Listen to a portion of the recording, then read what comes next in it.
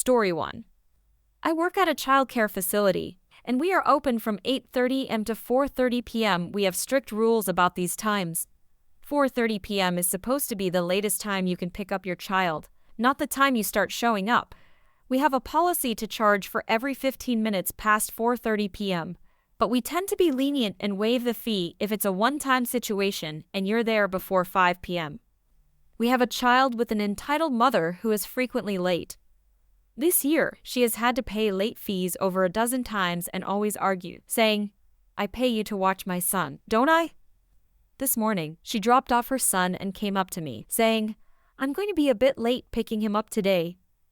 Usually, with other parents, this means they will be showing up 10-15 minutes after 4:30 p.m., which we tolerate, but I knew that this lady wouldn't be doing that. Sure enough, when I asked her what time she expected to arrive, she said, "Hopefully by 6:30, but no later than 7.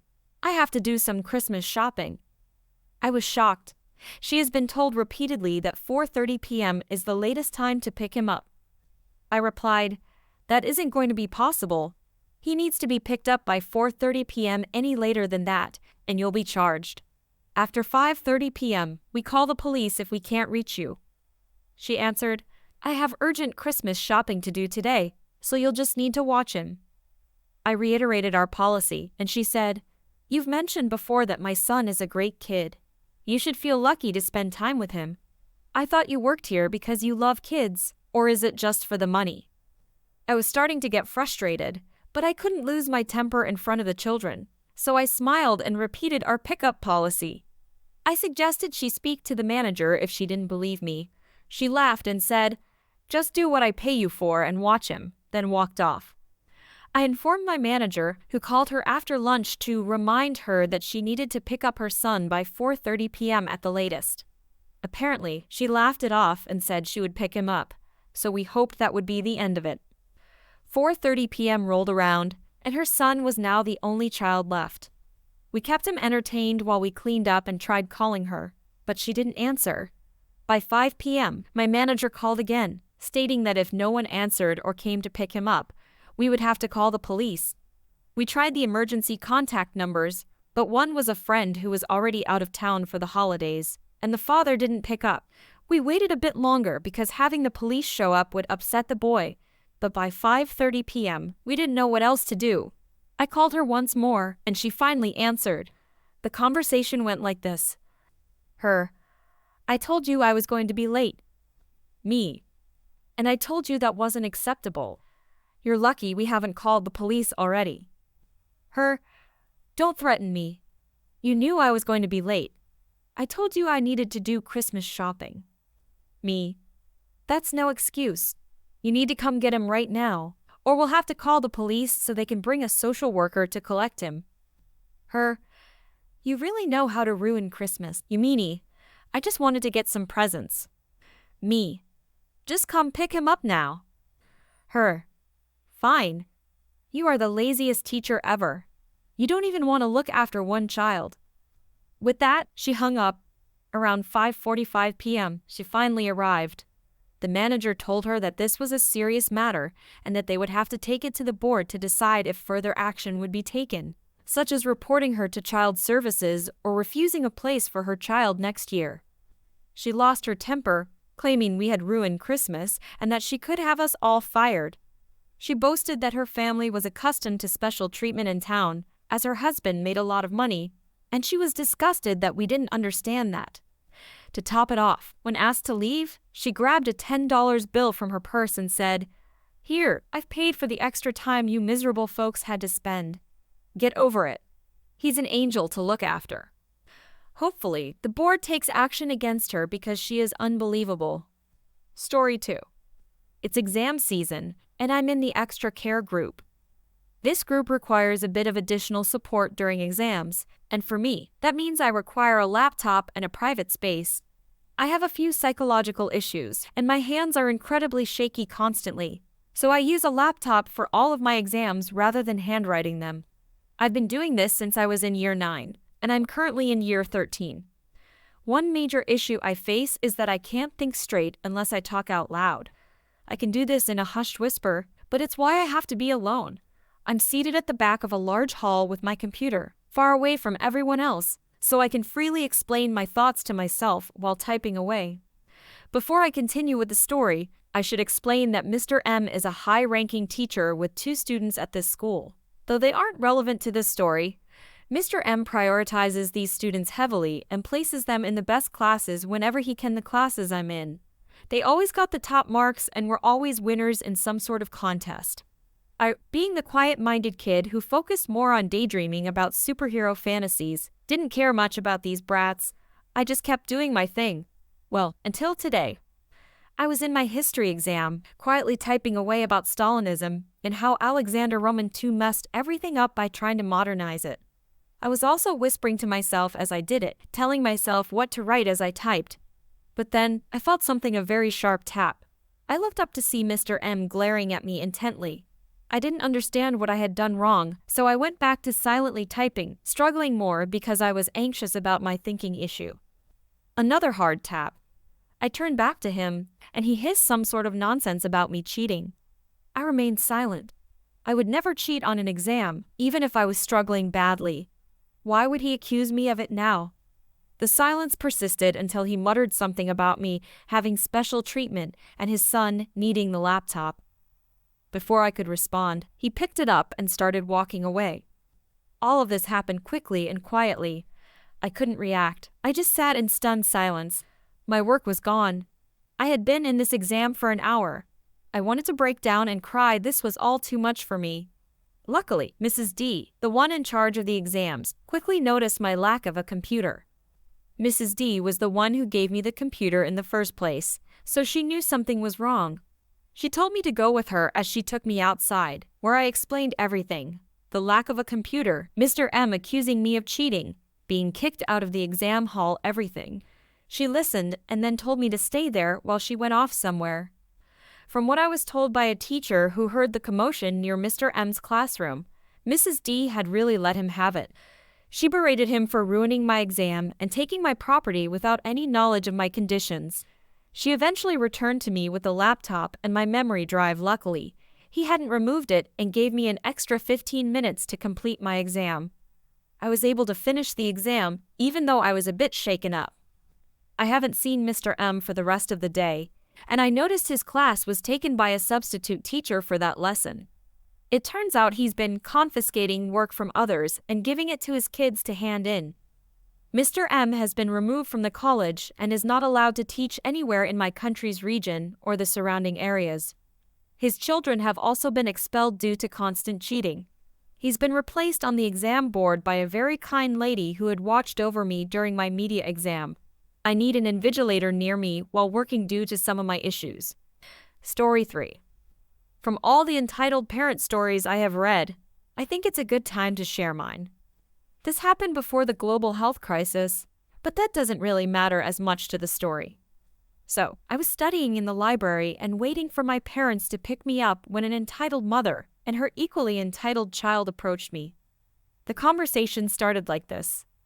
The mother, "Excuse me, young man, the library's computer isn't working, so could my child please play a video game on your laptop?" Mind you, I'd be lucky if my computer could run a standard browser game. I replied, "Sorry, but I'm doing my assignments now, so I need my computer." She chuckled. "Oh, I know you're not studying. You'd better share it with my child, or I'll talk to your parents." "Sorry, but I really can't look. Your child can play on the library's computer using my card. Do you want me to register it for you? Just be sure to sign out after 1 hour." "But can it play the video game?" "Probably not. I'm pretty sure you need to register and download all that stuff." "Please, let him play. It'll just be a few minutes." "Sorry, I really can't." The child then tried to grab my laptop, but I stopped them. The entitled mother stormed away. A few minutes later, they came back with a library staff member. Library staff, "Hey, buddy, I need you to give the child his laptop back." Pardon me." "Look, you can't just grab people's laptops without asking, especially from someone this small, like this child." "I'm pretty sure that's mine. I have all my emails and stuff on it." "May I see it?" I proceeded to show the staff member my work. Ma'am, are you sure it's your child's? Actually, I let my child play on my work laptop. Do you, by any chance, have an assignment on animal population genetics? Yes, I'm actually a science teacher, and I'm marking my students' projects. At this point, I was devastated that she would go this far to get some child's laptop. Me. Is it possible for you to check the security cameras? I'm pretty sure you guys have those installed. Okay, just wait here. The entitled mother then proceeded to dash out of the library at a speed that even a professional sprinter would be jealous of. The library staff member then returned to apologize for what happened, but it was all good in the end. Story 4. Back in elementary school, we had story competitions. Whoever wrote the best story won a $100 gift card to a popular bookstore. Anyway, there was this kid, let's call him Marcus, who always won every single competition. He was a wealthy kid, coming to school in a luxury car, while the rest of us took the subway. So, in 5th grade, we had one of those story competitions. The subject was hope, so Marcus wrote a speech about hope, not a story, a speech, and still got 2nd place because the speech was impressive. But it was just that, a speech. When he got 2nd place, he started crying and throwing a fit, and his mother threatened to sue the school she didn't. Then she started screaming at the kid who won 1st place, claiming they didn't deserve it and were a little brat. She even tried to grab the gift card and medal out of the winner's hand. The school called the police, and she was arrested. It's what she deserved. Story 5. Backstory. My brother and his friend wanted to go ice skating. My mom told me to go watch over him to make sure he didn't get hurt, so I did. After a few minutes of watching my brother and his friend, I noticed an entitled dad and his child looking at me out of the corner of my eye. I felt uncomfortable and decided to wave at them. After a few minutes, the dad whispered something to his child and then walked up to me. Excuse me, do you know how bad of a crime this is? What? Stalking someone, especially children, is bad. I'm not stalking them. Yeah, right. I'm 17, but people tell me I look 19, so I guess he thought I was an adult. I will call the police. The dad then walked up to my brother and his friend and asked, Excuse me, do you know this man? He gestured to me. My brother's friend has Tourette's syndrome, so she seemed really nervous and started to have tics. My brother. Of course I do. He's my brother. If that's what he told you to say, he's lying. The friend. What are you talking about? If you're trying to kidnap us, it's not going to work. Again, she has Tourette's syndrome, so she also has verbal tics. Are you sure you know this man? My brother said, You're being ridiculous. The entitled dad's child suddenly walked over, but the dad said, Stay out of this. Mom's waiting. Give me a darn minute. Okay. Me. Seriously, mister, stop it. People like you should be ashamed of themselves. My brother's friend told him off, but the dad obviously didn't know she has Tourette's syndrome. What did you say? Me. She has Tourette's syndrome, okay? The girl said, I mean every word of it. My brother encouraged her, saying, I can see why. Yep, that's just my brother being himself. I don't know what Tourette's syndrome is, and it's a silly excuse. A random bystander noticed the commotion. Let's call him Joe. Joe. Excuse me, I overheard the commotion, and I wanted to see if I could help. Yeah, you can. This creep is planning to do something bad to these children. Do you have any evidence of that? Yeah, I saw him go up to these children. My brother yelled, He's my brother. Remember, these kids I'm watching are 11 and 10. I'm not surprised they acted this way in this situation. Joe looked at me. So, these kids are your siblings. The girl is my brother's friend. Joe, now talking to the entitled dad. Sir, if they all say they know each other, they probably do. I'm gonna have to call the police on you if you continue. My brother kept being his sassy self and said, That seems kind of extreme.